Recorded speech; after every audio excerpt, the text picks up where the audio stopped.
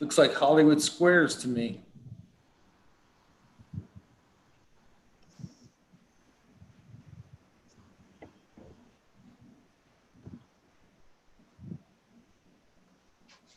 Good evening. Thank you for joining us. This is the Reading Council meeting on September 15th, 2020. I'd like to start with a prayer and our pledge. Our Father, who art in heaven, hallowed be thy name. Thy kingdom come, thy will be done on earth as it is in heaven. Give us this day our daily bread and forgive us our trespasses, as we forgive those who trespass against us. And lead us not into temptation, but deliver us from evil. Amen. I pledge allegiance to the flag of the United States of America and to the republic for which it stands, one nation, under God, indivisible, with liberty and justice for all. I'd like to have the council member roll call, please. Mr. Powell? Here. Mr. Gertz? Here. Mr. Lynn? Here. Mr. Albrecht? Here. Mr. Lindeman? Here. Mr. Fischescher? Here. Mrs. Edichico? Here. Unless there's any objections, the minutes for the council meeting on August 18th, 2020, a regular session, are approved as distributed. Those minutes are approved.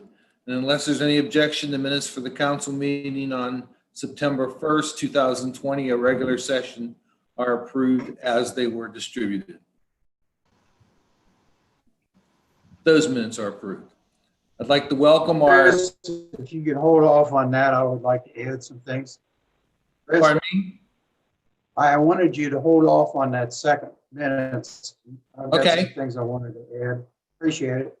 Okay, well, we can, do you have something you want to share right now, or? No, actually, no. Thank you. I didn't have Okay. time to get it together. Okay, so we're not going to approve the minutes this week, is what you're saying. You'd like 2 more weeks on that. That would be fine. Thanks. Okay, thank you very much. So the minutes for September 1st meeting are not approved. We'll put those on the next 2-week agenda. I'd like to welcome our scheduled guest speaker tonight, Mayor Bo Bemis. So welcome, Mayor, and go ahead and address council and your constituents in the city of Reading. Well, thank you, Chris. I hope everybody's healthy and doing well. I know the last 6 months have been extremely challenging for our great nation and for our state and for our churches and our schools and our businesses and our organizations and for many, many of us. And City Hall's been the same. We've had many challenges and we've worked very hard to work through them. Come the middle of March, as the governor started to shut down our schools and some of our businesses, restaurants and bars, we knew we had to act very, very quickly.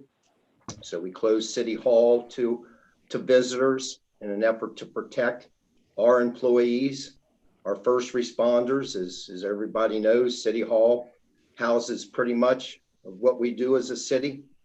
Our fire and EMS personnel, our police department, our water department, our tax department, our city clerks. And anyway, it took a lot of time and effort and research and study. And, we were watching our great president every day and the nation's leading health experts and our governor every day and the state's leading health experts. And, it wasn't long before I signed a state of emergency for our city. That made us eligible to receive funding and assistance to help us go through the changes we needed to go through, personal protective equipment, changes in the way we operated, and disinfectants for City Hall. And we immediately sent out a letter to all of our residents explaining, our changes in our operations and how you could pay your water bill and how you could pay your tax bill and how you could get a building permit if you wanted one. And just took a lot of time, a lot of planning, a lot of research, a lot of study. There was originally a lot of unknowns. It seemed a lot of threats, and we worked through it very well.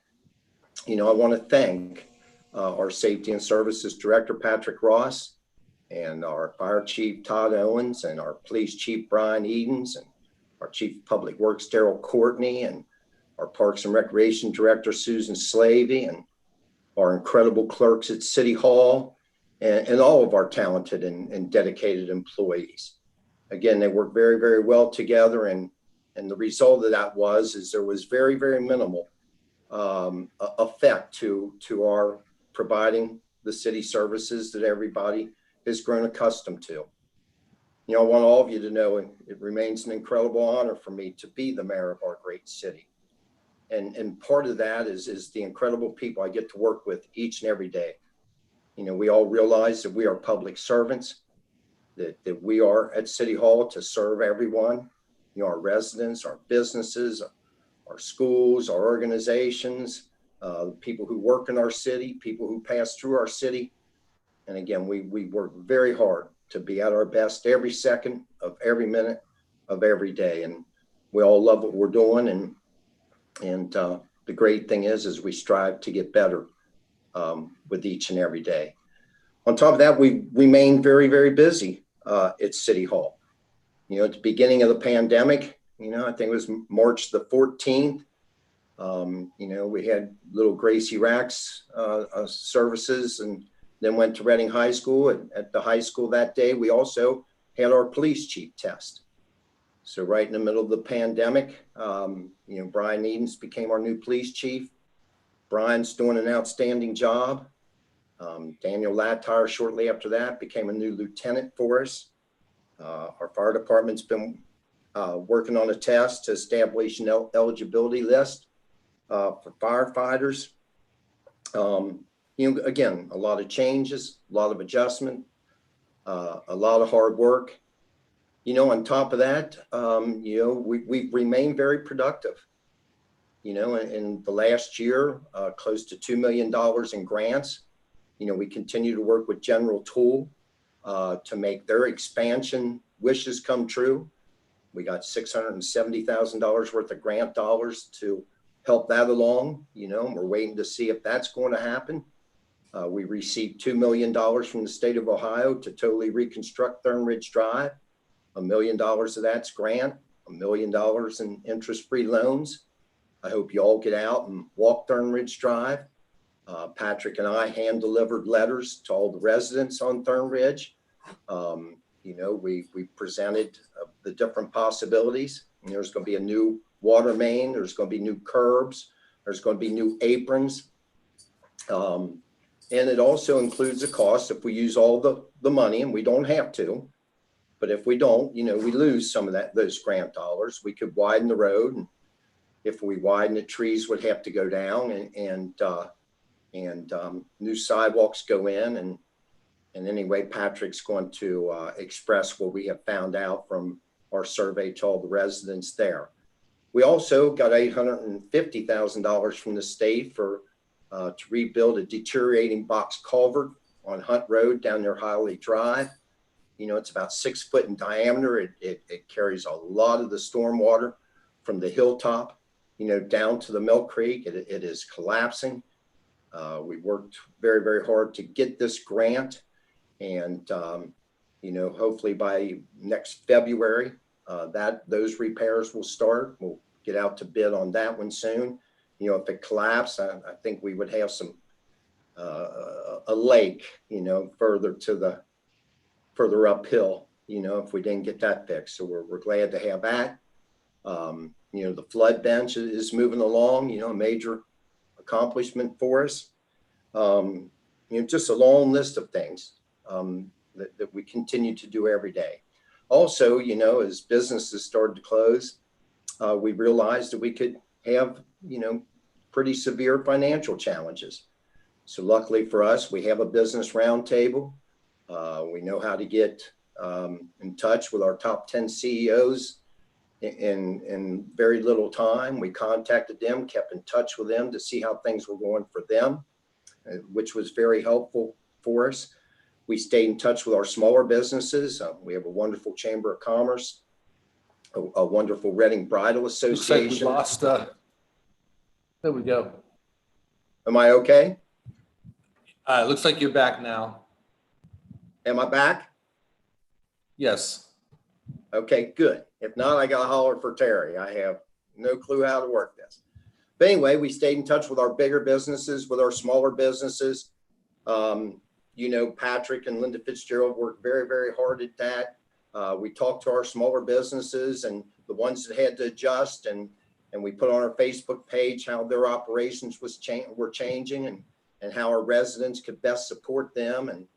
And we were happy to do that. And again, it's been a lot of hard work from a lot of good people.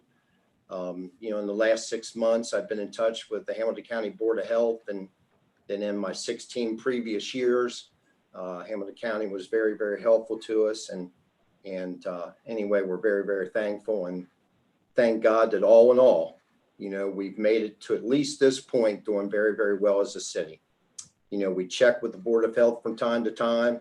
You know, there's been maybe as many as 25 active COVID cases in our city at a time, but some of those are names that were maybe from a month ago that we know by now have been through it and passed it and are negative. So, you know, while we didn't like for it to you know, harm anyone, you know, we've been keeping in touch, and you know, when our fire EMS responds, they have to act as if everybody has it. But anyway, our prayers go out to those who've been affected most by this virus, you know, whether it be people who went through it physically and had a very dear friend who was in very good shape that thought for 4 or 5 days he wasn't going to make it.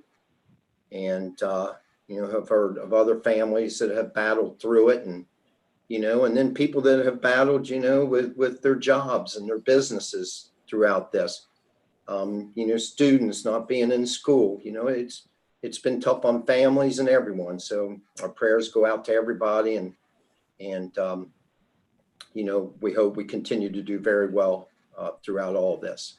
You know, I want to thank our wonderful churches. You know, we're blessed in Reading. You know, we were established, you know, as a small, limited government. That's what our founding fathers wanted. And to have that, you have to have very religious and moral people.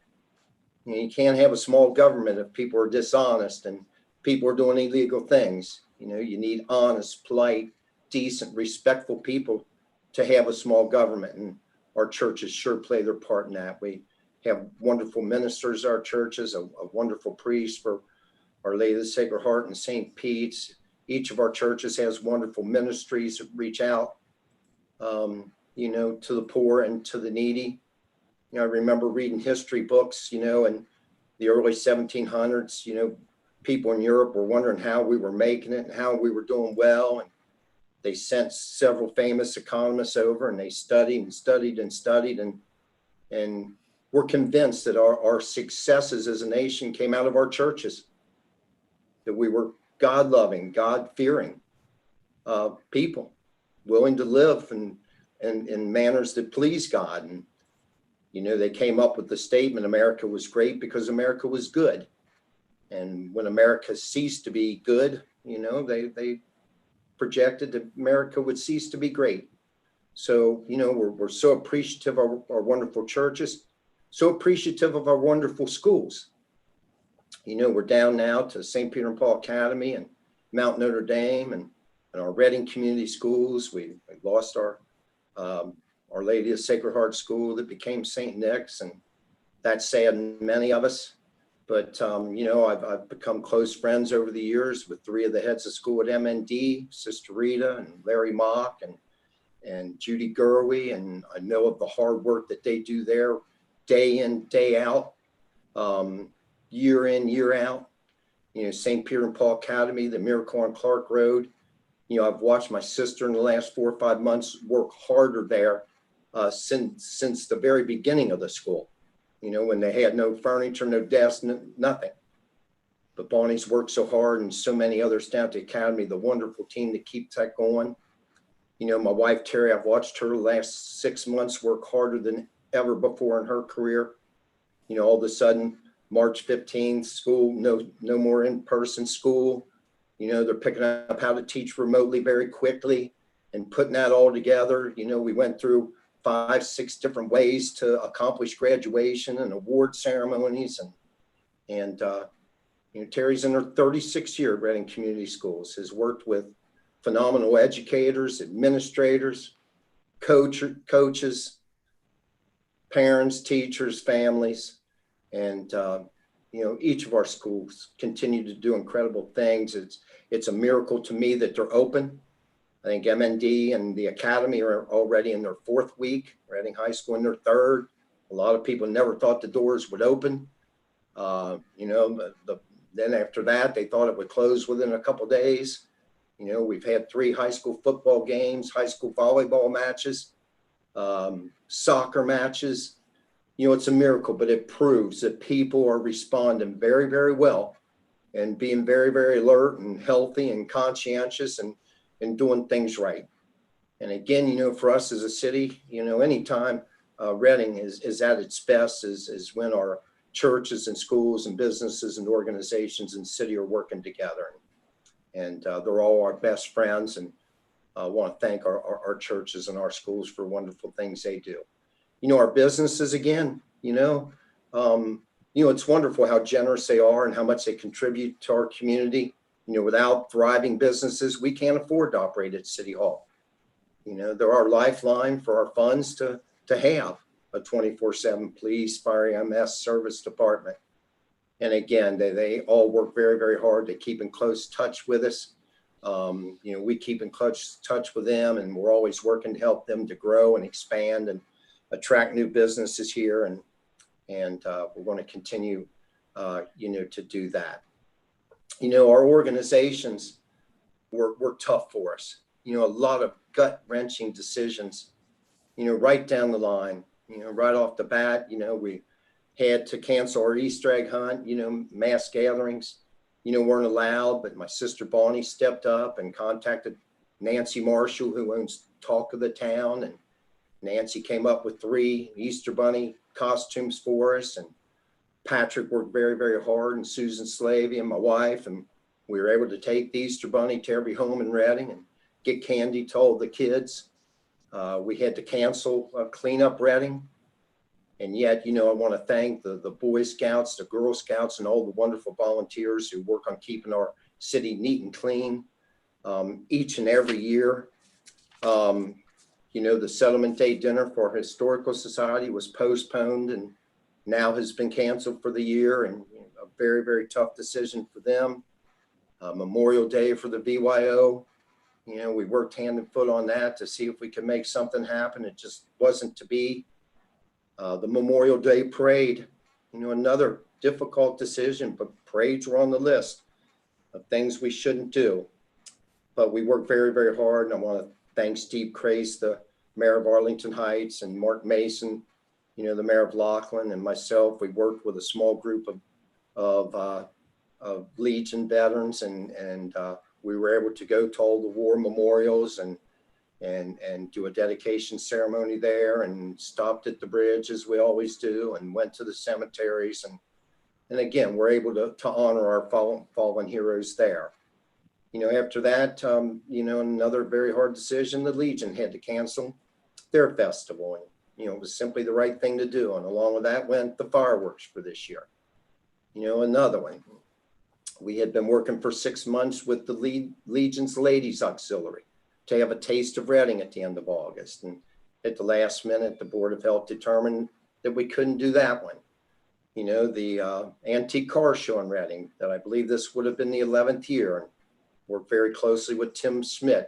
Tim was a key person in making that happen from the get-go, and we had to cancel that. And, as I mentioned, Tim here in the last week or so lost a son.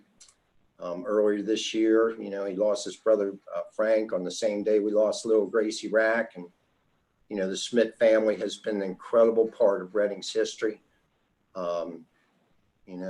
We miss Andy Smith and his wife, and, Frank was such a huge part of so many of our lives and what he did. And, So anyway, we have Tim Schmidt and the Schmidt family in our prayers.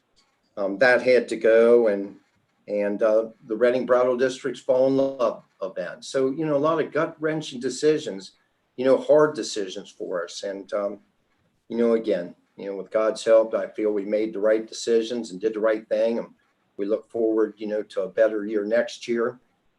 In the process of all this, I know I'm going to skip things. I have so many things, I'd like to report to all of you. But, again, I don't know if I mentioned Brian Edens is our new police chief, has done very, very well. We're thrilled with what Brian's doing. For us in the city of Reading, with all the troubles around our great country, I feel we were ahead of the game. It's always been stressed by me that I wanted a community-oriented police department.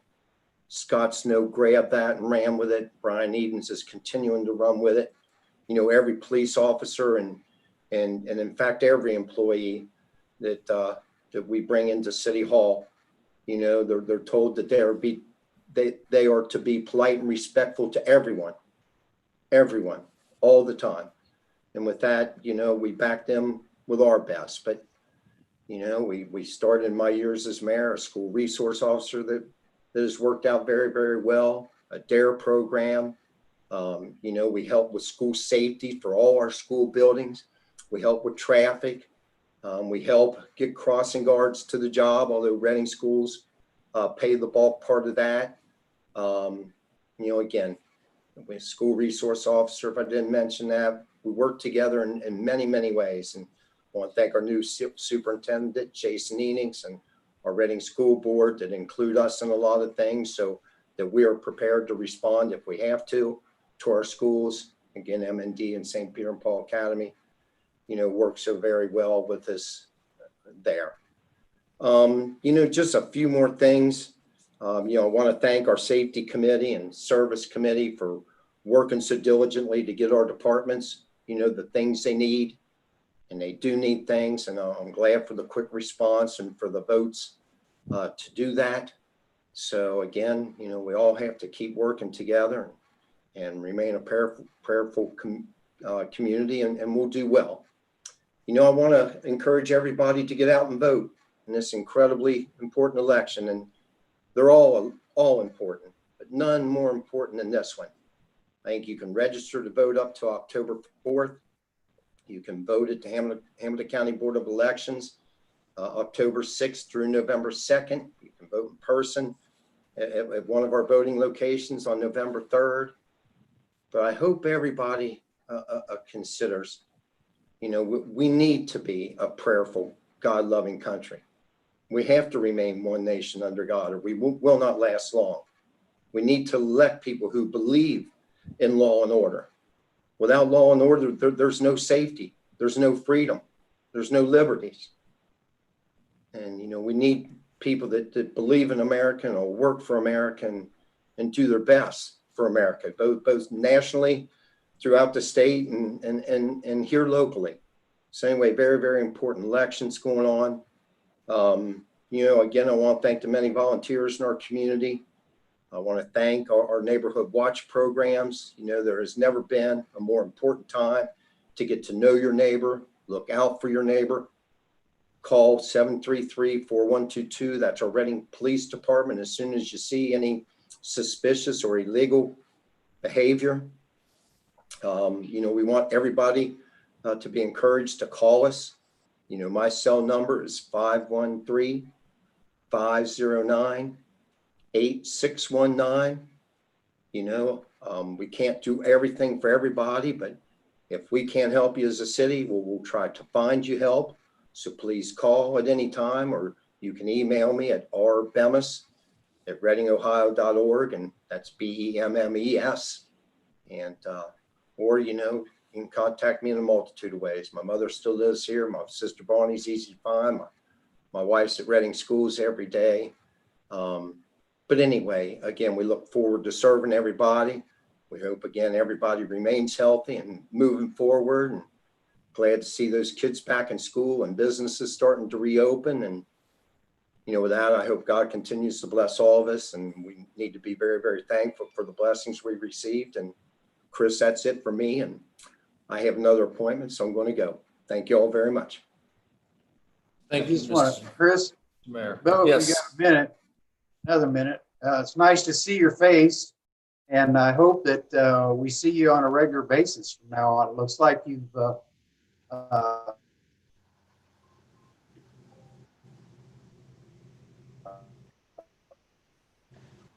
Sorry, it taken kind of control of the paused on computer, me. so good for you. Well, you know something, I try to keep in touch with everybody. Again, I'm very, very accessible if anybody needs me. I realize there are council meetings. I've put my heart and soul into them over the years. I've kept all my report. It's quite a thick book in this time after 16 years of doing it.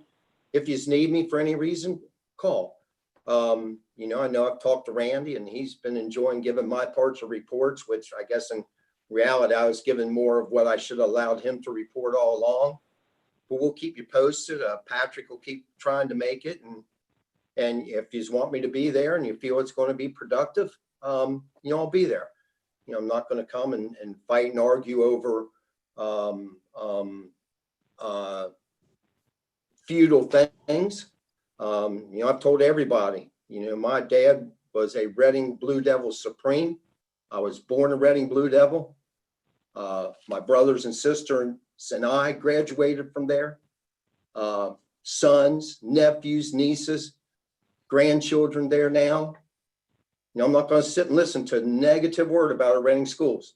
I don't spend any time wasting my time or being totally wrong in knocking any other school. Not going to listen to it. There is not a finer school anywhere in this world ever than Reading Community Schools. And I'll tell you all this, we will never be anywhere near our best until we all work very, very closely each and every second of each and every minute of each and every day with our churches, our schools, our businesses, and our organizations. We'll be virtually total failures without that. And I don't feel like we've been there. And so, for these last 6 months, I have just tripled my efforts as the mayor of our city. We're separate branches of government, and I respect that. But we've worked harder than ever, and we're going to work harder than ever. We love our jobs. I love being our mayor, and I'm going to represent us with my chin up and doing good and positive things. Negative things seem to me that they should change a little bit. There's plenty of things in the past 3 years that could have happened behind the scenes instead of being an embarrassment show on TV. So I don't like to see our city drugged through the mud.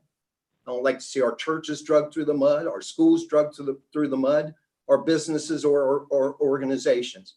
Everybody should get up right now and run out their door and run to their nearest school, church, business, or organization and ask how you can help.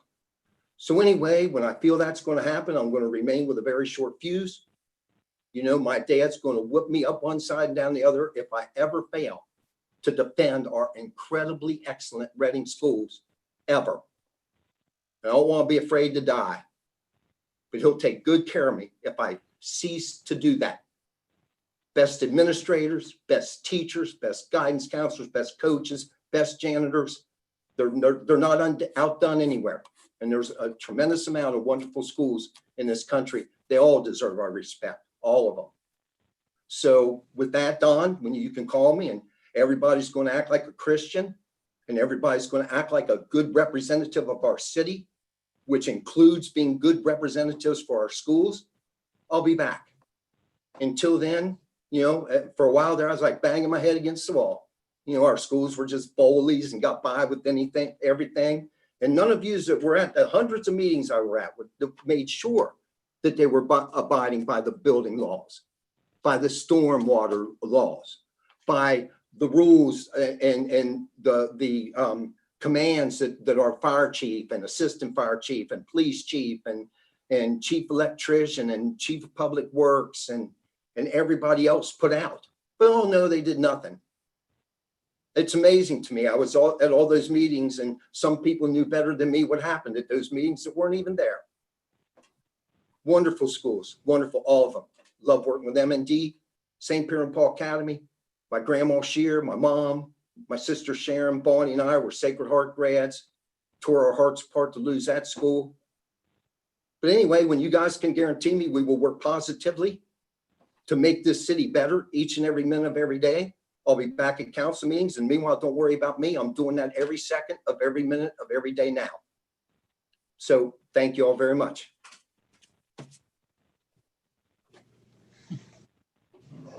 Thank you, Mayor Bemis.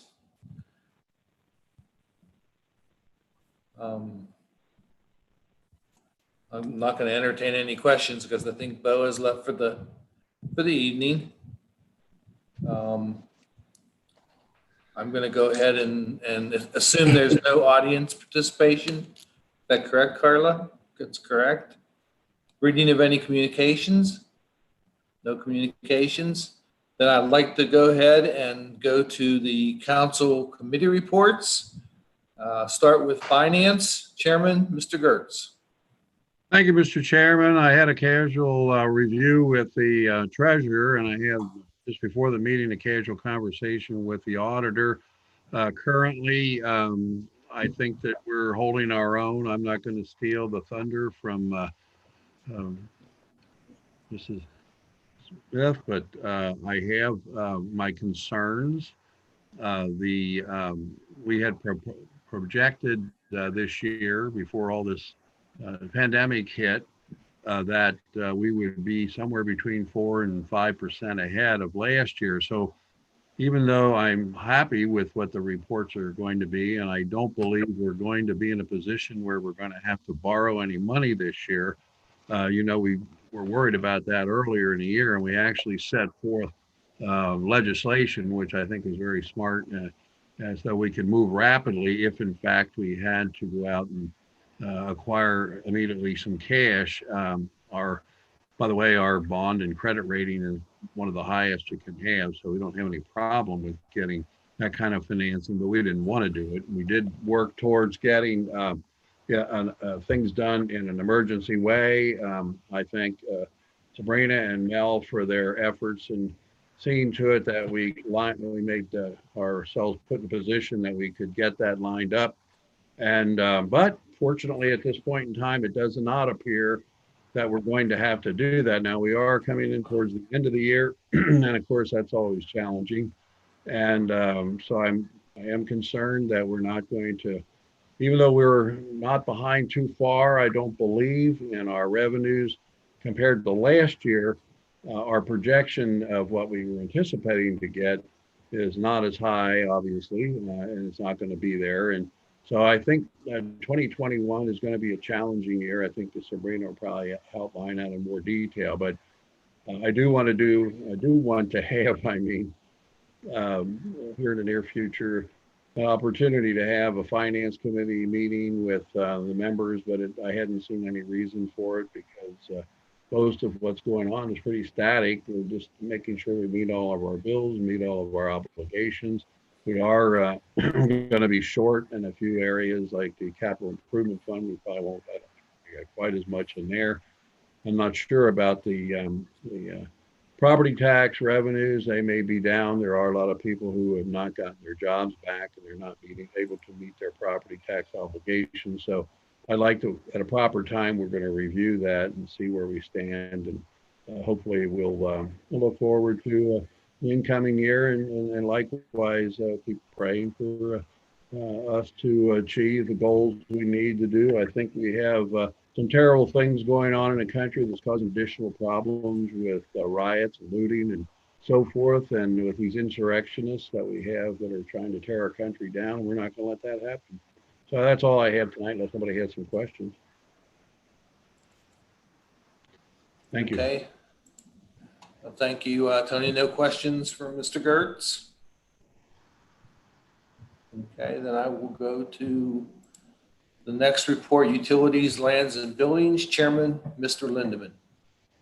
Thank you, Chris. I had a brief conversation with Patrick today about the work that's being done on Columbia and Market Street. And I'll let him elaborate on that. He knows a lot of the details.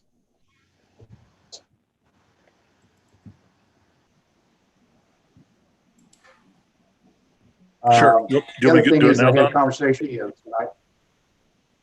Oh, it's up to you, Patrick. Sure, you can. I don't have much more information than what you told me, so yeah, please do.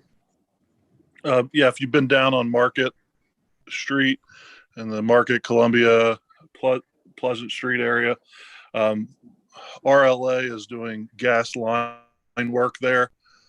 This is not the pipeline, but it is indirectly related to the pipeline. You know, they're doing their work that they would have to do beforehand. RLA will not be installing the pipeline, even though they're local. There are only so many contractors that are qualified under, I think, federal guidelines to install transmission lines such as this. So they aim to be complete with the work by the end of this week, and then they will do restoration, is what I was told yesterday, next week. So by the end of next week, it should be restored. Thank you, Patrick. Patrick, I had a question concerning the pipeline. Someone intimated to me, or maybe you're not familiar with it, Mr. Ross, that are they planning to not just tear up all the locations, they were actually going to bore under the ground? Actually, it was with Dave Stevenson. I don't know what he knows, but he knows about boring, apparently, that they could, in fact, bore that pipe and install it that way. Are you familiar with that? There are two locations, I believe, in Reading where they are planning to do the boring. I'd have to double check where. I don't want to say where they are, because off the top of my head, I don't remember exactly. But they do plan on doing, I think, two locations that'll be boring. And my recollection of why they need to do the boring is, I think one is when they're crossing, because they cross the creek in one location in Reading, and I think they bore that, and they'll be working they'll work straight through when they do the boring. But I'll double check what the specific locations of the boring are. There are two within the Reading portion where there is going to be boring. Well, that would be less destructive to the neighborhood, I think, if they could do it that way. Of course, the hole they got to put to set up the boring equipment would be pretty monstrous, I guess. Yeah. Thank you. Anything else for Mr. Lindeman? Is your report complete, Mr. Lindeman? Oh, I just wanted Okay. to say that I did have a conversation with Mr. Powell, and I hope that he was able to put something together. So I'll let him talk about that during his report. Thank you. I appreciate it, Patrick. Okay, thank you, Mr. Lindeman. Sorry, Chris. It's in my report, Go ahead, but Patrick. I just didn't have a chance to email it over to Don, so I apologize, Don. But I did. You guys, council passed authorization for me to sign for the Dynegy rates, so I did sign those into effect for 0.0529 per kilowatt hour, starting with your June 2021 reading through December 22. There will also on this one, so that will be the automatic. You're opted into that one. Everyone who's eligible will automatically be in that. You can opt out. There will also be another option on there that you can opt into, and this is a renewable energy option. So it's not mandatory. That rate will be 0.0545 starting December of 20. So there will be a renewable option where you could. It's a little more expensive for that. And the way I calculate the rate the new rate that our residents will get, the 0.0529, roughly, and the plus or minus people are higher or lower, but on a 12-month average, if you average 1,000 kilowatt hours per month, the savings from where we are now to where the new rate is about $2 a month. So for every 1,000 kilowatts, you'll save $2 a month from where we are now at the 0.0549.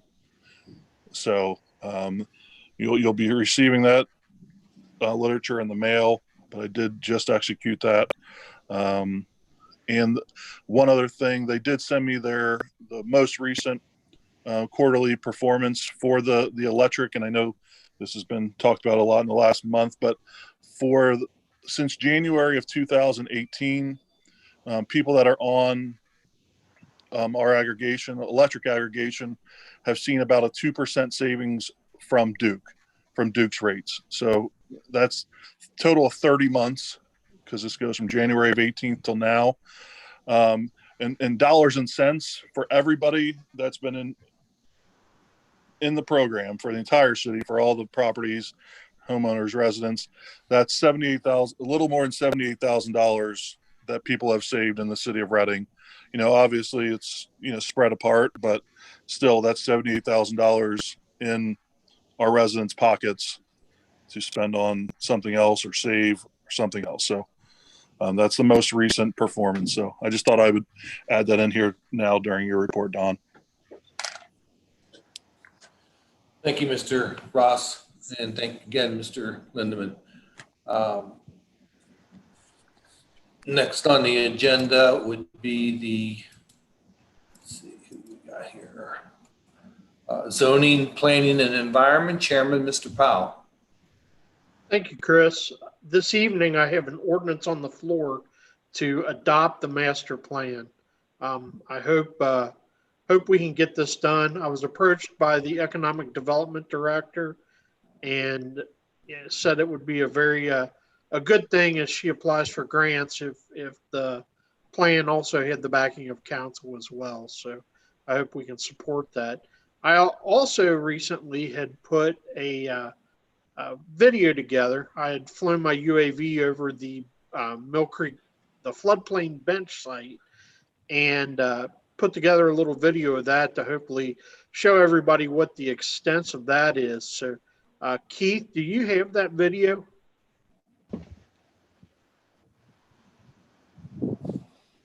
I do not believe that I have that video, Mr. Powell. That would have had to been sent to me by, do you know if it was sent to somebody at ICRC, to Jason? Yeah, hang on a second. I sent it to Jason, I believe. Okay, I can probably get that from him in about 5 minutes. If you would let me give him a call, I can let you know as soon as I have it. Can you just really quickly let me know one more time what the video is, so I can just shoot him a text really quick? It was the floodplain bench video. Okay. On the Reading floodplain bench. Got it. Okay, let me give him a call, and I will be right back to you guys as soon as I have it. I'll let you know. Okay, that sounds good. Thank you. Thank you. Can anyone tell me? Did you have any? The bench was completely finished? Yeah, that was all that I had this evening, Tony. I mean, can we? Is the bench completely finished? I think they're still finishing it up, are they not? No, it's not finished, Tony. I didn't think it was either, but I wasn't sure. They want to wait until later in the fall to do the plantings. It's just, Okay. a lot better for the plants. Well, I think everyone should understand that the bench is just an initial step in helping the people in Ward 2 that do get flooded. I mean, there are going to have to be further plans and goals, and I want to thank again, when Mr. Ashrock was involved, he got this off the ground, and I'm hoping that we can go after more grants. There are about 4 or 5 other proposals that we had on that study that happened about 3 years ago. And I hope we don't sit back. Mr. Ross, I hope that you will dig that out and pursue additional grants, if you will. Okay. We'll come back to your video, if that's all right, Mr. Powell. Yes, that's fine. Okay. Any other questions for Mr. Powell? I should have that from Jason in the next couple minutes. I just got off the phone. Okay. Just let us know, Keith. Then we will go to laws and contracts. Chairwoman, Ms. Edichico. Thank you, Chris. On Sunday, I sent each council member the document that Mr. Albrink referred to at our last meeting. The document shows the Chief of Public Works signature approving Duke 2, and according to the document, relocate single-phase line to enable customer to put in a parking lot. I want to thank Mr. Albring for getting me a copy of that. The one I sent out is in color, and that shows the poles and the power lines that were moved in red in the diagram. I also sent out satellite images that show where the original poles were located behind the houses on Columbia in 2015 before construction began. Another image shows the lines in their original location after the houses were torn down. I think someone had asked about where they were originally located, so I wanted to get that out. Yeah, that's probably me. And I also wanted to remind everyone that the petition that was sent in was not an official petition to get the issue on the ballot. They were clear about that when they were collecting signatures. This was just a way for their voices to be heard. I went through the signatures again and only found one repeat from someone who signed in person and then again online. So if there's others that, I know it was mentioned there was duplicate signatures, but if there's more that you know of, let me know and I'll let Mr. Bemis know. And that's all I have for tonight. Thanks.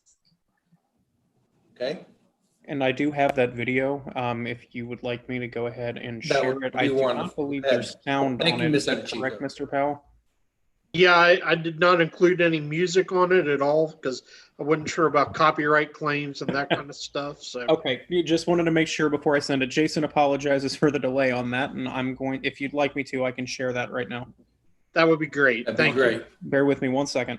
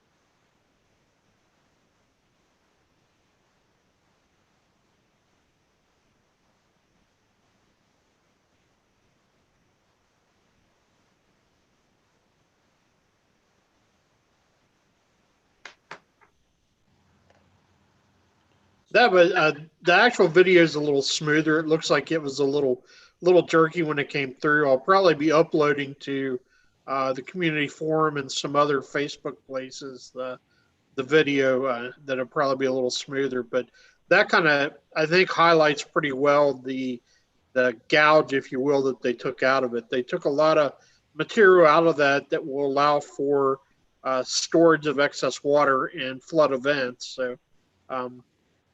It's kind of like, Tony alluded to before that this is kind of the first step along the way. And I liken it to how do you eat an elephant?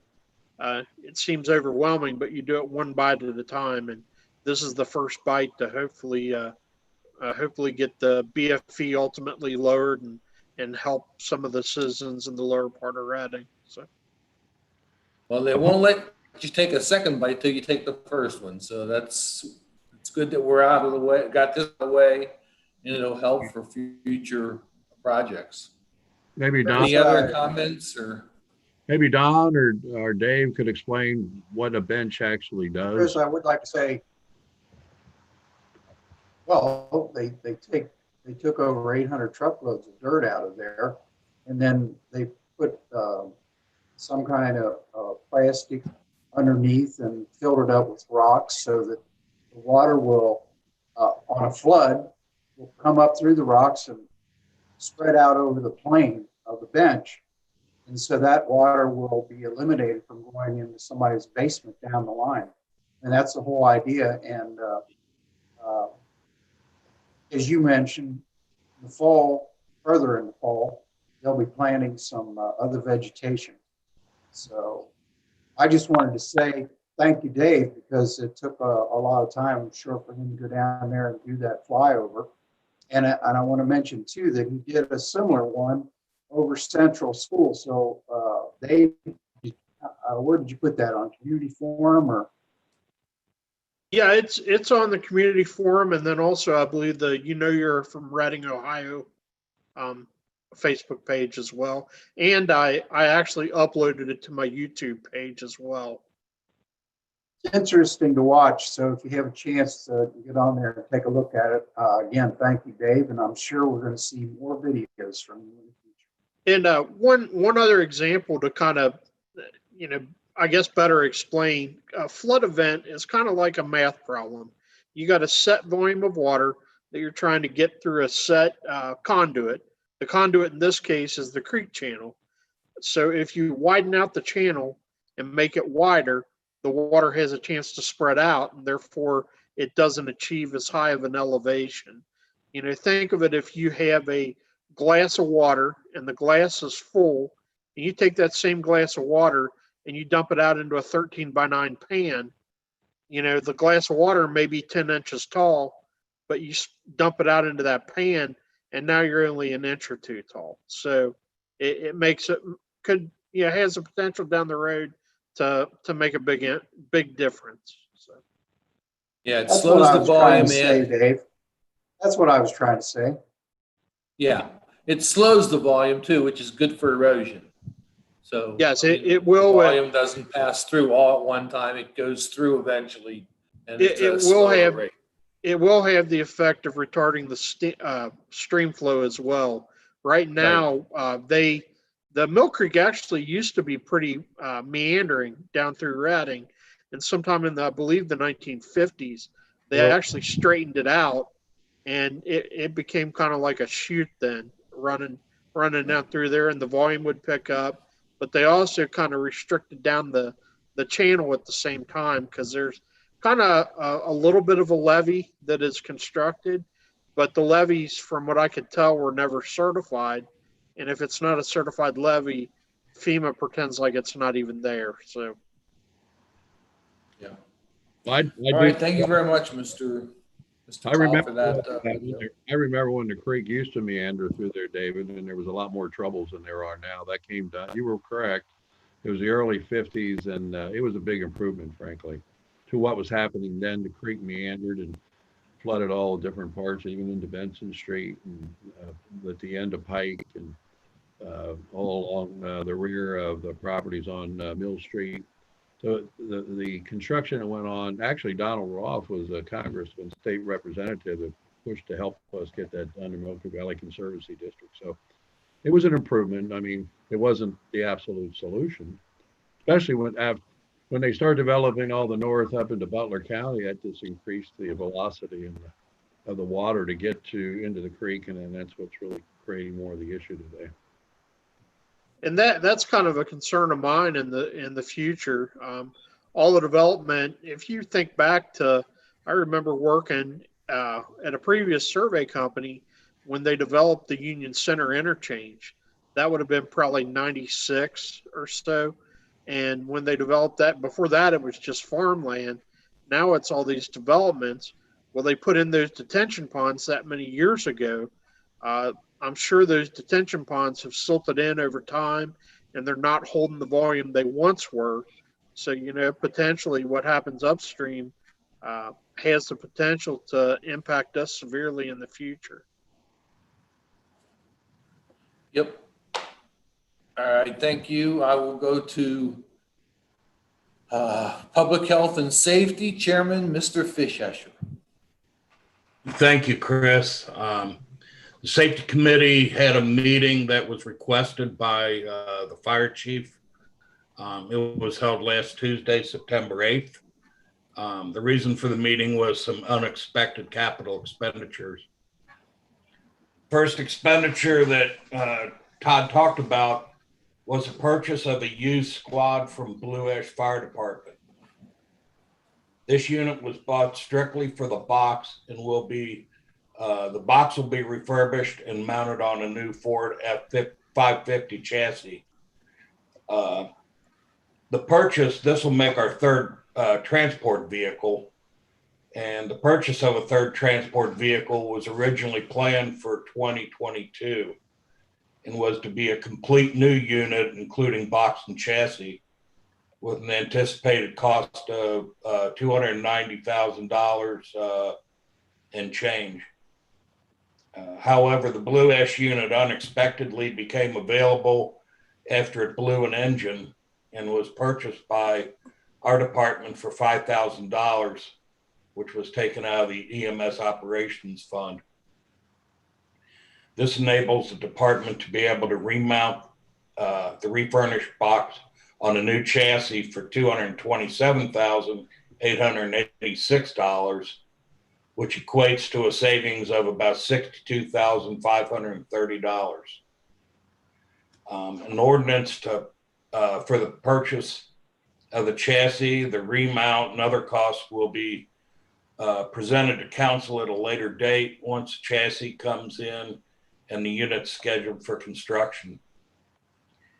The second expenditure, which we have an ordinance on the agenda tonight for, is the purchase of 2 LifePak 15 V4 units to replace the LifePak 15 V1 units that were purchased in 2009. The normal life expectancy of these units is around 8 years. I think these are about 11 years now. And they were anticipated to be replaced in 2023 when the existing service contract ran out. Should be noted, these units are critical pieces of EMS equipment and is used on every run. What ended up happening was the department was made aware in June that a major component, similar to, I guess you could say, like a computer motherboard, was no longer available. This component, if it should fail, would happen without warning and render the units inoperable, potentially even in the middle of an incident. The manufacturer, Physio Control, I think, makes those, saw the continued use of these units as a serious liability and was willing to work with our department to facilitate replacement of the units. So the replacement cost for the 2 units will be $36,730 with an additional $15,300 for the 5-year service agreement, for a total of $52,030. So again, there's a humongous savings there compared to what we were anticipating having to spend for those units.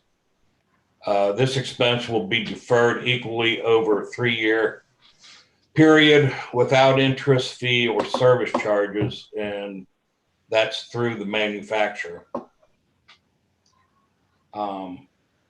A few highlights for the police activity over the past couple of weeks include de-escalating an incident. I think this made the news, with a female on the railroad tracks who was holding her child and attempting to commit suicide and kill her baby. They had made a routine traffic stop that resulted in determining that the car was stolen out of Columbus, and in the car was 2 loaded handguns with 30-round clips for each one. 4 additional routine traffic stops resulted in finding drugs and other drug paraphernalia.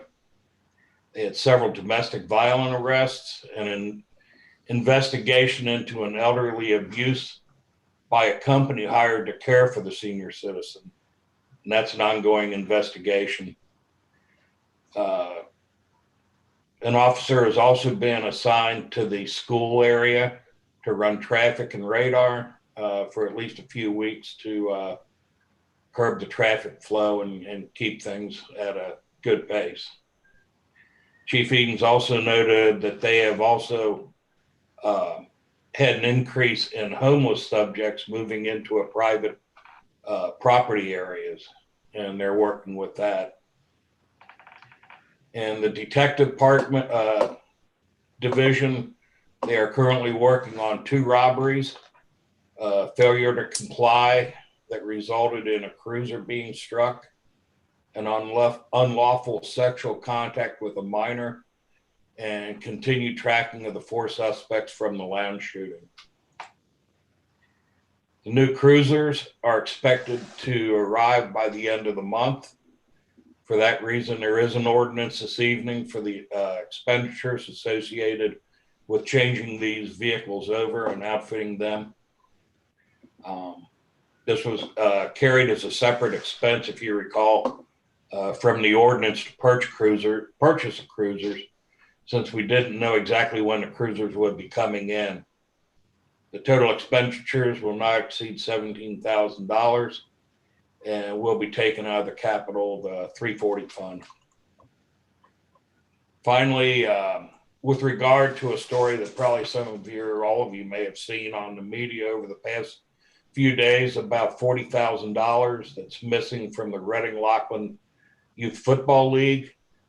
This story originated with a letter sent to the media, and the media in turn contacted Lockland Police as a follow-up. So right now it looks like this will be handled by the Lockland PD. And that's all I have tonight, Chris. Okay, any questions for Mr. Fishasher? I do Go ahead, have Ms. Edge. one. I've had a couple people ask me about crossing guards at the school. Do you know if they've hired any, or have we had anybody apply? I didn't ask Chief Edens about that, but as far as I know, I know that there was at least one that's assigned up at the school. Now, whether they filled the other positions, I'm not sure, but I can find out for you. They have not yet. We're having trouble having people apply. That's what I Okay. thought. Okay, thank you, Mr. Fishasher. Service Chairman, Mr. Albrecht. Thank you, Mr. President. I have no report this evening. I would want to inform you that I will not be here for the October the 6th meeting. That's it. Okay, so that's the first meeting in October? That's correct. Okay, thank you very much. Any questions for Mr. Albrecht? Then Recreation Chairman, Mr. Lynn. Thank you very much. I also have no report today. I do want to congratulate Seth Redwine and his family, who just had a baby girl yesterday. Seth works for the service department and works very hard with the parks. I appreciate his work, and I hope his family is healthy and safe. That's all I have. Hey,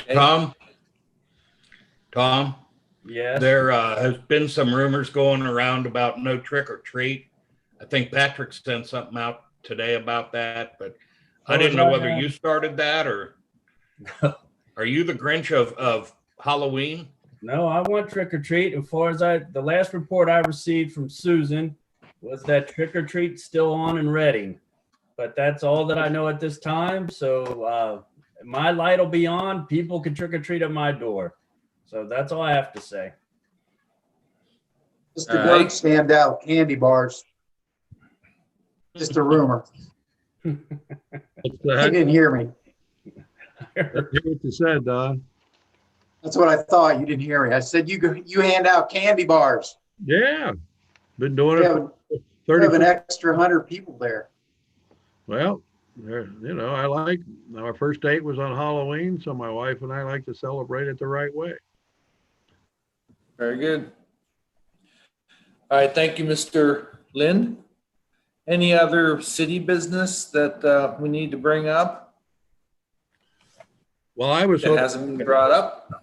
I was hoping that I've gotten some information that Sharonville is now, or has been for some time, having their meetings in their chambers without any issues or problems. And I believe Cheviot never did quit. They were able to, I guess, segregate it in the sense that some councilmen would come one time and others come the other time. But I mean, with school starting back and all these other things taking place, I think we ought to seriously consider going back to having our meetings in our chambers, and that will allow a greater opportunity if I've had citizens who would like to, voice their opinions and be able to confront questions and of the both the administration and members of council. So I hope that council's seriously considering this. I don't know what it'll take to get back there. I've been pushing it for a long time, but I would like to see that happen. I don't know what the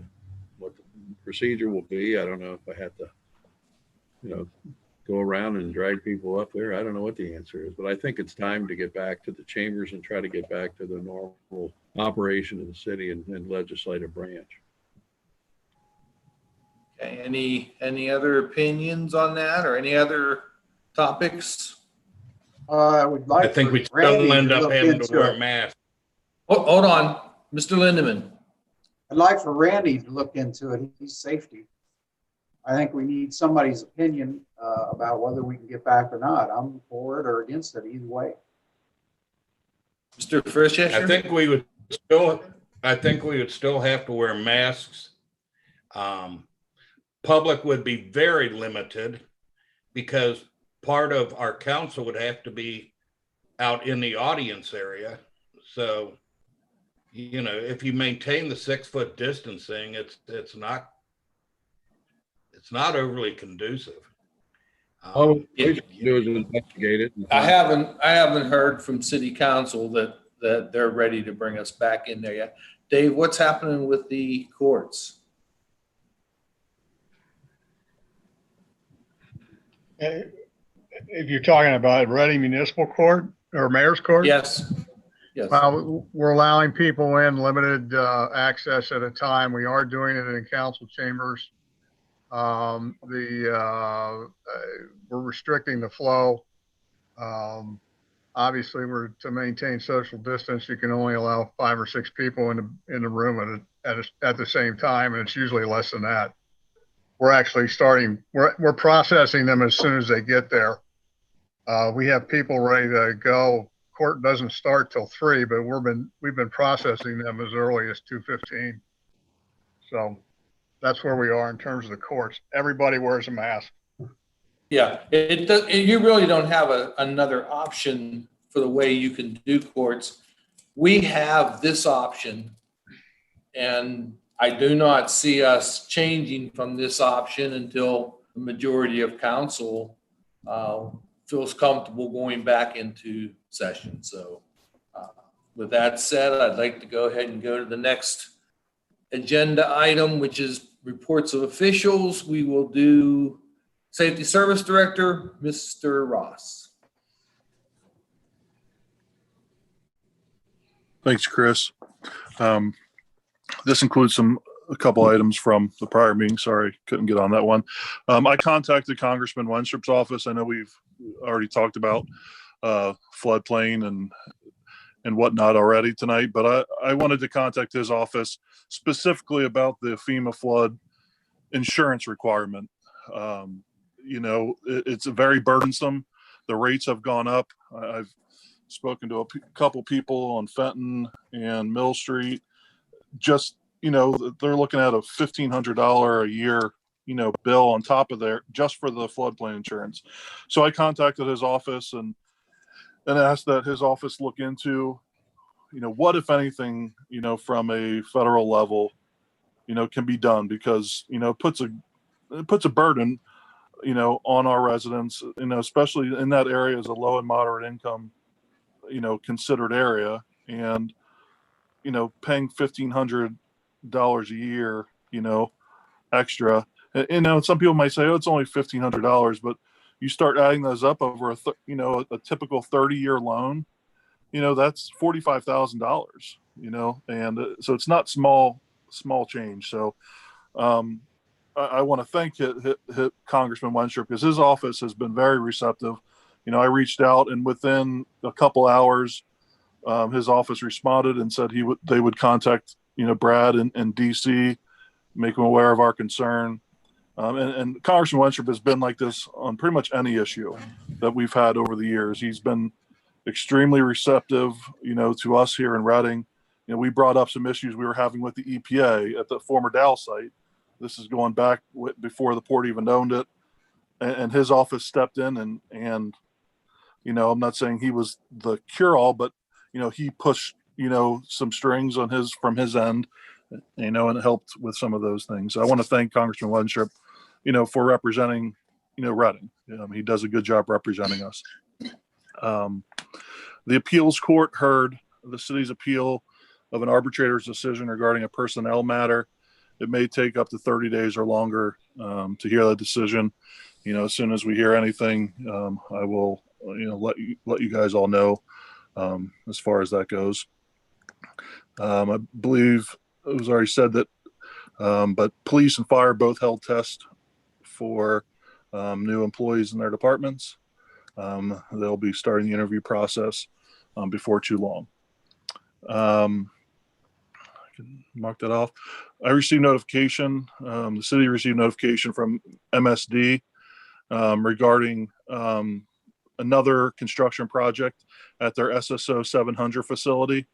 This is the facility at the very end of Riesenberg.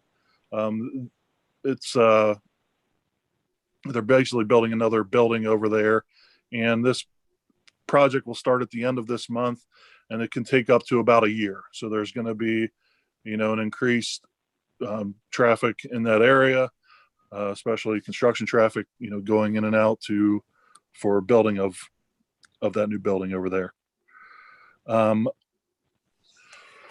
I was contacted, Linda and I were both contacted. We've been in contact with Keith McCluskey Chevrolet down. They have the building down at Jefferson and Reading Road. We've been working with them. They had some interest in purchasing the two homes at the dead end of Jefferson. Jefferson goes around the bend and connects into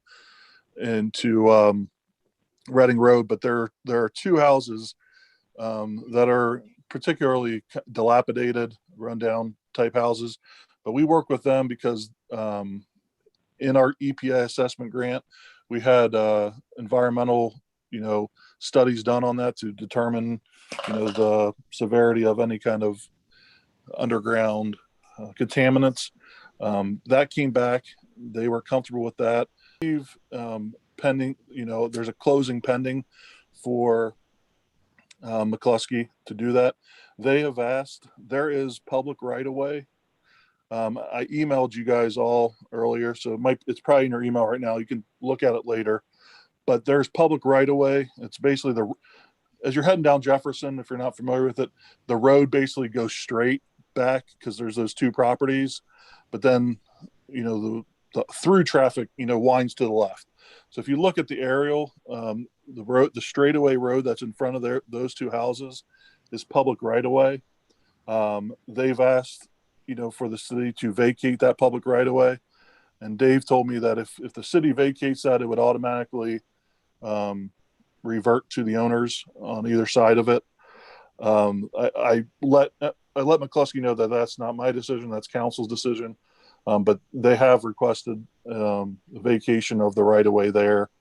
I can get the specific, but on Cages, there is no, I know Don, you did measure stuff. There is no, it's not a parcel. It's public right of way. So, I don't know if you guys want to discuss that or look into it and discuss it more at the next meeting.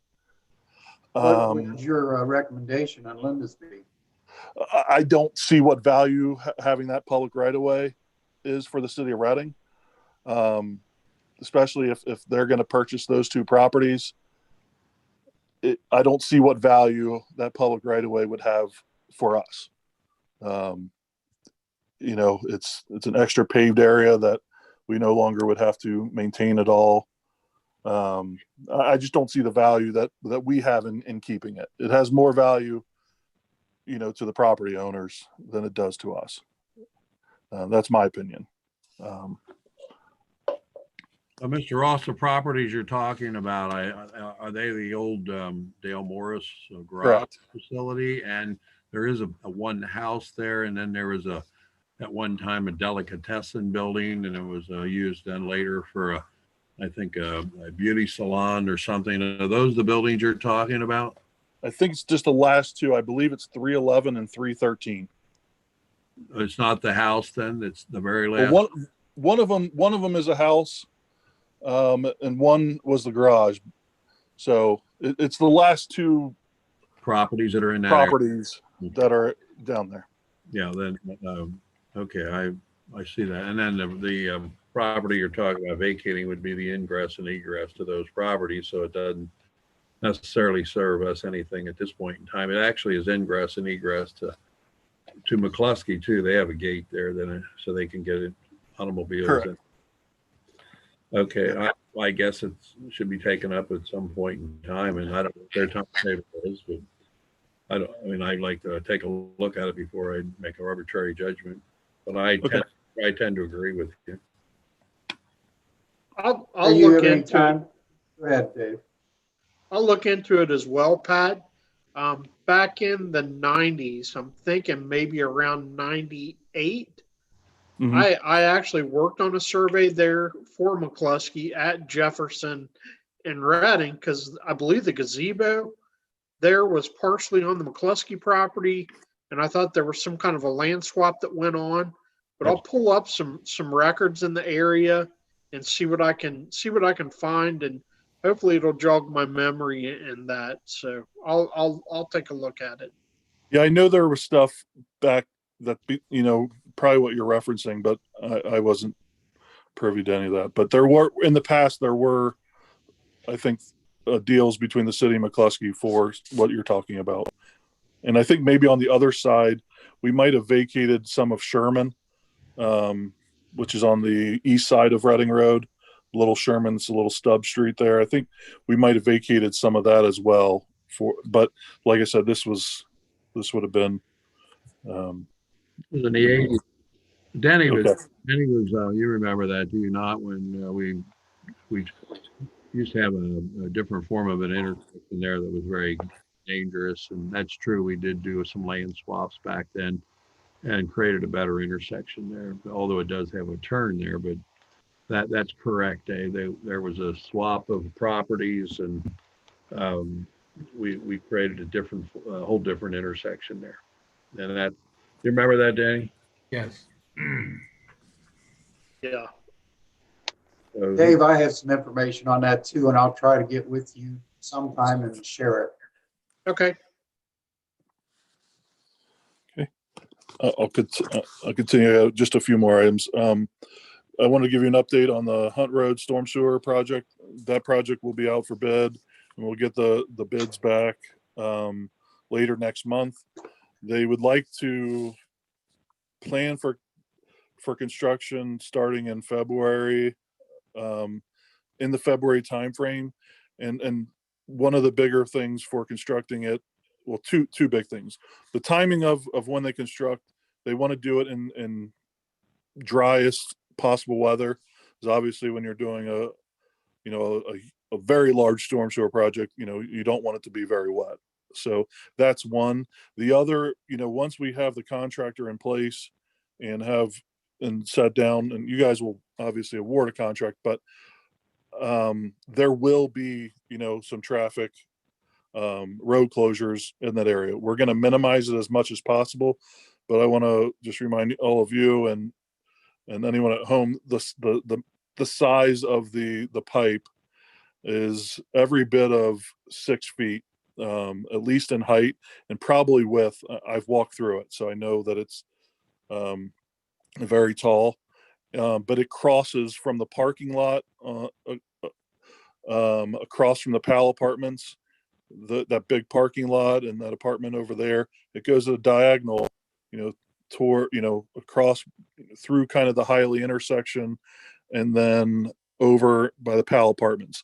So the entire roadway will be open, need to be open, for the construction of it. So there likely will be a period where there will be some road closure. We're going to do everything I can to keep one lane, but it might not be feasible to have it open at all for cars safely to do so. So I wanted to give you just a preliminary heads up on that and the public.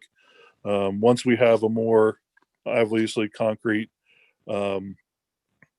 construction date, we will report that, but wanted to give you it's not going to be till next year, but I wanted to give you a heads up on where that's at. This is more at the next meeting. I would like to go into executive session, and I don't know how we would go about it. I don't know if ICRC could pull the feed while we go to executive session and then restore it. I don't know how that would work. So between now and the next meeting, if we could figure that out, because I would like to talk about with our fire union contract. If you guys recall, kind of right before COVID hit, I believe we met in late February or early March and discussed it. And then COVID hit, and they haven't been asking about it because it's. But I would like to have a discussion at the next meeting if possible. So between I'll work with ICRC to arrange. Okay. Yeah. Thank you. We received in the mail from the Budget Commission. So I will also be sending over to you guys the resolution accepting the rates for the Hamilton County Budget Commission. That's a resolution we pass every year when they, basically approving their rates that they've set for us for 2021. So we just received that, but I will send it over to you so we can have it on the meeting at the first meeting in October, because it is due later in that month. At that same meeting, Chris and council, I invited representatives from Duke Energy to answer any questions that council has regarding the easements that I sent over last month, the updated ones. I sent you initial ones and then they were updated. So if you haven't received those, let me know, because I can send it over to you again. But I invited them to come in person to join this session of council. I'll need names Yes. and emails. I will get exactly who's going to be on, but I wanted to make sure that was okay to invite them to come, because I know. Fine. Lastly, I want to thank all the people on Third Ridge who've reached out either via email, via writing, and when the mayor and I were walking the street, we talked to a number of people in person as well. I count that we probably talked between 40 and 45 people between talking, receiving emails. Now, I don't know if you guys received other emails that I was not copied on. I think I was copied on most, but if I wasn't, then that wouldn't include some of these. But my estimation, about 3/4 of the people were in favor of the project as primarily described in the letter that was sent out. And I want to clarify one thing in the letter, and I think the mayor already did, but in the letter, it said 1.954 in grant and loan funds. Those monies are divided equally. So half of that 1.95 million is a grant, and the other half is a 0% interest-free loan. And there was one email, how are we going to pay this back? There's a streets and curbs fund that was set up in 2006 or 7 when the earnings tax increase went into effect, that I believe 1/4 or 1/5 of all the new percentage goes into that specifically for paving projects. So that is where we pay the loans from. It can't be used for anything else. Non-street related. Can't be used for parks, can't be used for salaries. So that is, how those loans are paid back.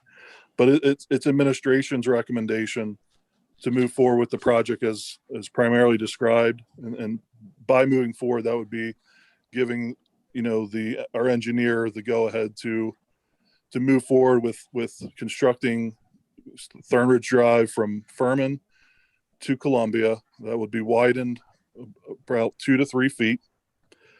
It would also remove primarily all the trees that are in the right of way. I know that's the biggest, that and speeding were the biggest kind of respondent issues were trees. And like I said, there were a lot, we received, probably 10 to 12 people that were like adamantly opposed to taking the trees down and the project. But like I said, the majority of people that we talked to in person that send in letters, I have a couple that just dropped them off in the Dropbox that were in favor of the project. So that's why we're recommending to do the project widening by 2 feet, full road repair, replace all the catch basins, all the driveway aprons, replace the water main with an 8-inch water main for the entire length, replace the sidewalks, and that's one of my bigger reasons for some of the trees. When you walk up and down the street, they create trippers. There are a lot of trippers on that street, and to me, it just wouldn't be a good use, in my opinion, of public dollars to put in brand new sidewalks, curbs, street, with something that is already tearing up the existing sidewalks. So, and I'm torn on the type of curbs. We've done box in every project since I've been here. We've done box curbs. This is one where my personal opinion would be look heavily at the roll curbs, because if the purpose of widening, we want to widen. I'm hearing an echo. I don't know if that's on my end. But if we put the box curbs in, it might negate the widening effect that we're looking for. So I wanted to bring that last part up. And we do intend to have traffic calming measures designed in there. A couple street humps, a mid-block crosswalk, and we already have speed signs that are solar powered, and we didn't want to put them in yet because, well, Matt Morgan, who would put them in, is like, there are so many trees that would make the solar powered be difficult to power them because they're in the shade a lot. So that is our recommendation to move forward, kind of giving that guidance to our engineer. I don't know if we need I don't know if we need any kind of legislation from council. Dave can correct me if I'm wrong, but I still, welcome, any input as far as that project goes. Question for you, Patrick. Do you have any idea of the number of people that participated in the survey, either in person or through the mail? That's why I said the numbers that the mayor and I have combined between emails, talking in person, and one of the emails, and I didn't see this one, but it had signatures from people in favor of keeping the trees from 6 different residences. I think 10 people, but 6 different residences as well. So we counted about 42 to 45, and there are a total up there, I think 128 total houses, the entire length. So we got about, a third of respondents, which that's not too bad, have as far as it goes. And another reason, because the engineer has not started yet. So the longer we kind of delay this, the longer it takes. And this is, ideally we want to have this designed and ready to go, for next spring, next summer to be constructed, because, it's going to be a major, very big construction project. And we would like to do it when school is not in session, just to, you know, we don't want to add to any kind of traffic if we can avoid it. The comment I would have is I have been contacted by a few people that are very vehement about some of the things that are happening. Some have told me that, like you said, that they really don't want the trees removed. And I was curious if we could certainly, if you could provide each of us with, if you could send them out of all the people who have responded, and the emails, if you could forward those. And the people that that contacted me, I said, well, possibly we could do it quickly, have some kind of a public forum. You know, the weather isn't that bad. If we have to sit far apart, we can go down at the stadium, I guess, and stand on the track and let them speak their piece about how they feel about it. But I am a little apprehensive that we're going to move on it.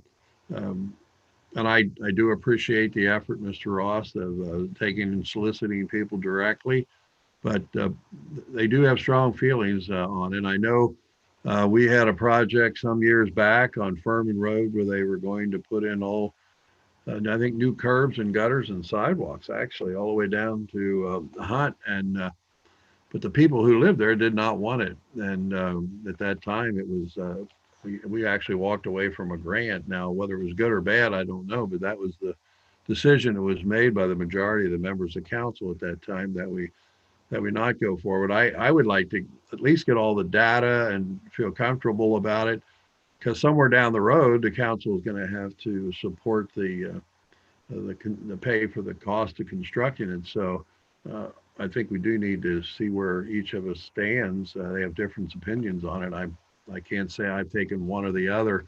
I know Bud Emlinger years ago, he didn't like trees in the right of way. He wanted them to be in people's front yards if they wanted trees. And now I've talked to other people who were councilmen in the past and city officials, and they like street trees. I personally have got mixed emotions. I like some street trees, but at the same time, there were very large volume of trees put on there with I think they did that with a Tree City USA, and the trees were basically they were kind of given to put in, and some residents have 2 trees in front of their properties, and sometimes that certainly causes problems with street lighting and so forth, as you pointed out. But others say, well, that shade makes it cooler in their front yards and so forth. So I don't know how the rest of the members of council feel, but I'd like to have further involvement in seeing what the people think and get the information, certainly before I would want to cast a vote. I agree. I'd like to go up and take a look, but to me, if we're going to spend the money to replace sidewalks and curbs and everything else and continue to let the trees there, all we're doing is throwing money away, because the trees will eventually tear those sidewalks and those curbs up too. But I have no problem, and I'd like to review what the people say. I did have several people call me and talk, and I can understand, they're wanting to keep the trees, but sometimes you got to make the tough decision. But I would like to see this expedited. If we're going to, evaluate it, I think we need to put a timeline on it of maybe a month at the most, and come back and voice our opinions. Do you know where the actual water main is intended to go, Mr. Ross? Is it going to be in the sidewalk part of the right of way, I assume, like we did on Jefferson? They haven't placed it yet. Like I said, they've done the survey. JMA is ready to start designing, but I did not, I think I said before, I don't want them to design for X and then it's decided we're doing Y, because that's a waste of everybody's time and money. So I don't want them to design, as is, and then it's decided, well, we're not going to widen, we're going to leave the trees, and we're just going to kind of repave, kind of a normal repaving project. So they have not designed it, so I can't tell you where it's located yet. A project this big, I think that we could give ourselves adequate time to hear out what everyone says. I mean, if you want to bid it in the spring, it shouldn't take them that long to draw up plans. I mean, to limit ourselves to 30 days might be restrictive. We can't even agree on having a meeting and where we would do it if we had a public meeting for these people. So anyway, I don't disagree with Mr. Fishesser, but I don't want to shortchange anybody who wants to participate in the discussion in some way or fashion. Patrick, how long do you think it would take you to get that information together? I mean, I can print out the emails that I received, and I have 2 handwritten letters. I can copy and scan what I have. Like I said, I don't have, and I can give you the addresses that we talked to in person. So I don't have any written information from them. Those were, as I was walking up and down, hand delivering, people that answered the door or were outside, I took their address down and whether it was yes or no. And the other the biggest one that I've heard from even more people, even the people who, she was not necessarily in favor of the project because of speeding, and doesn't even think anything will change even if we add measures. So it's more of just like, well, it's not going to slow them down anyway. So, but we're trying to slow people down. Patrick, if you can get all that information out to everyone, I will get you. We can talk about it. We can talk about it again in 2 weeks, and maybe we can still be able to maintain Mr. Fishesser's timeline and still. Yeah, I don't have a specific time. I don't have a specific timeline. I don't have a specific timeline. I just know the longer, when you get into like bidding season, the longer you wait, they tend to be a little more expensive. If say a contractor most contractors have jobs already. Usually when you're bidding first, you tend to get kind of lower prices, but a month and a half, I don't think is going to hurt it that much. It's just, I did put a timeline in the letter asking for people to respond by a timeline then, so, I don't know how many more people then have already called you guys or emailed how many more people, I guess, are going to contact, but I will compile the emails that I've received and the mayor's received, print those all out so it's in one kind of document, make copies of the letters I've received, and give you the addresses of the people that we talked to. And I'll get that to you before the end of this week. That'd be great. Yeah, thank you. I know I received some emails and talked to some people casually at church about it, so I can compare my notes with the notes that you get. I mean, if anybody received emails, even if you don't think I have it, if you want to forward it to me, and that way I can put them all together in one, I'm happy to do that. Like I said, I don't know if I was copied on everyone's responses, because we didn't say you had to respond to any specific person. So I just want to just say that I appreciate the administration's due diligence to try to go to door to door and deliver and talk to the people on Thornridge and get the response. So I do appreciate your efforts, you and the mayor's efforts on getting that response from them. So I think that's a good job. I think the administration is trying their best, and I appreciate it. Thanks, Tom. Oh, one other thing, not really thinking about road projects. I appreciate everyone who's taking some time to look at the streets in your ward or at large. Our public works, we had 3, so we will kind of go through these on the administration level and kind of circle back with council on where we think, highest priority roads are. So at the next meeting, because like I said, I got from those of you that did respond on which roads you thought needed replaced. And then we had three of our most senior public works guys, including the chief public works and our new crew leader and Matt. They all went around independently and kind of scored the streets. So that'll factor in also with what our administration's recommending as well. So I'll report on that next at the next meeting. But I want to thank you guys for taking all your time to go around and look at the roads. I have a couple of questions for Patrick. I'll make it brief. Patrick, and one's not a question. I just want to give kudos to the Public Works Department. They replaced 2 catch basins up here in our subdivision, and they did an excellent job. I'd hire them for concrete work anywhere. The other thing, if you wouldn't mind making a public announcement about moving that sign at the bottom of the hill, I would appreciate it. Yeah, there'll be a slight change in the parking as you're heading up. What's the name of the street, Don? Eagle View Way. I was right now. The parking is limited or only limited at the very bottom.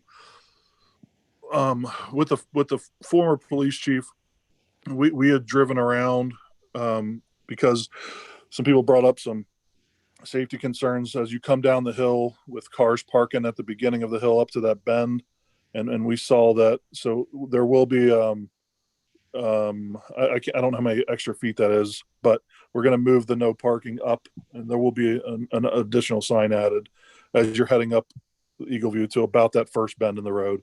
That way, cars that are coming up and down, what we heard is that, when there's cars parked, it's difficult when there's someone coming down at the same time coming up. So we will be adding, on the right, I don't know, it's on the right side of the road as you head up.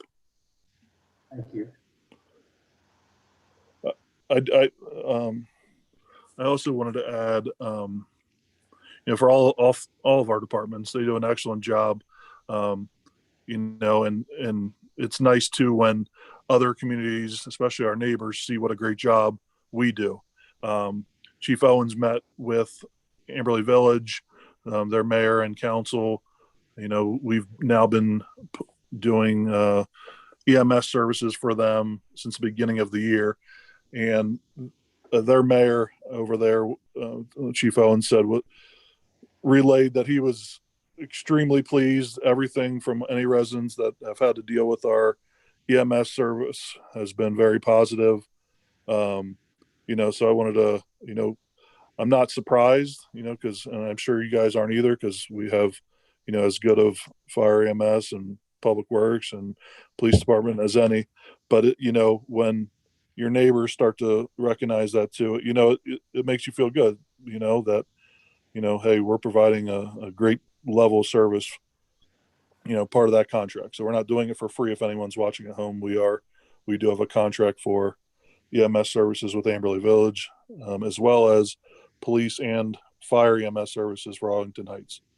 And that's one of the reasons we were the responding agency for that critical incident that Randy mentioned in his report. We are, and I want to give kudos again to them. We have a lot of situations that our guys handle, and this is a soapbox moment, but we have literally thousands of interactions with the public, and 99.9% of them, are nothing but positive. So I think that goes to the kind of departments that our chiefs run.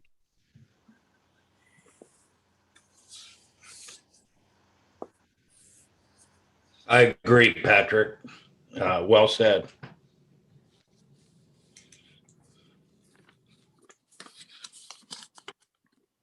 That's all I have, Chris. Sorry.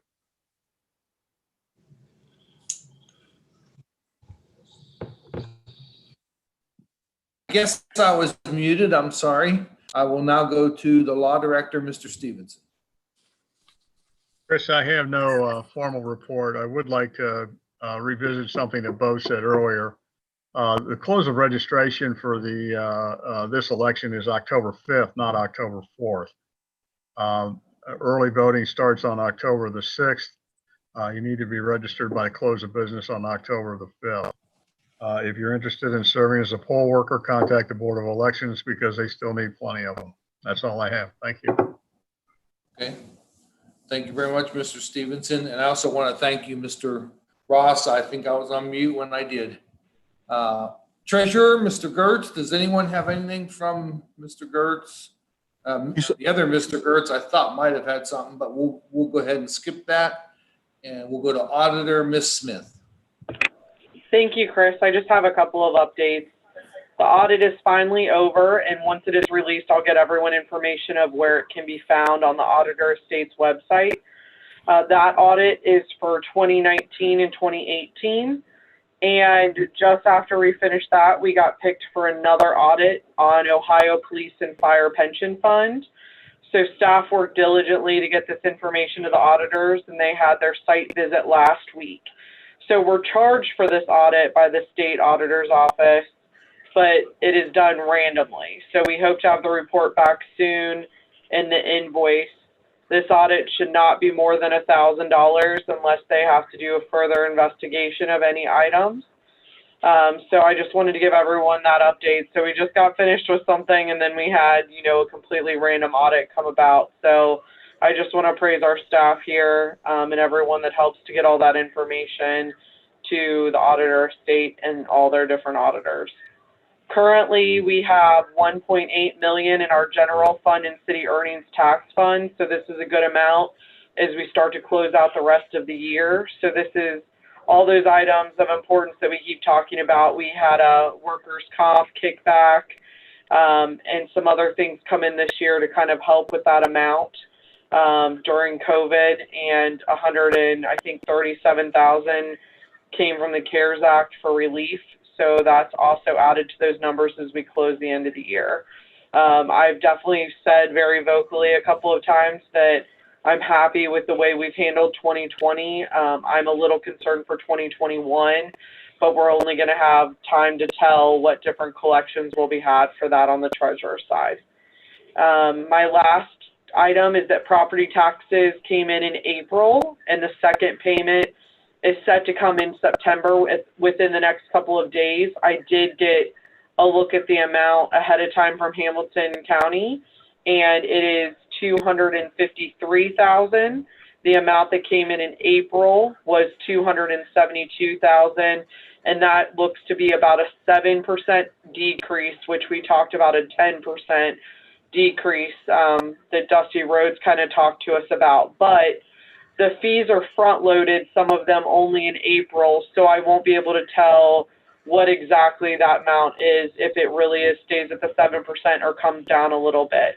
But once I get that breakdown from September, I'll let you know. But I was definitely happy that it did not take any more than that, and as it sits at 7%. But like I said, in April, we had about $16,000 in fees, and it should be a little less for the September amount.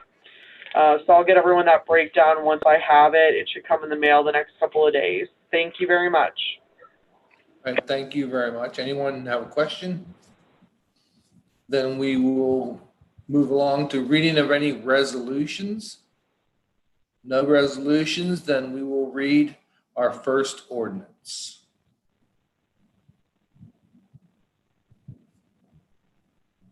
Okay. An ordinance authorizing the Safety Service Director to have equipment purchased and switched over as needed for 3 2020 cruisers and declaring an emergency.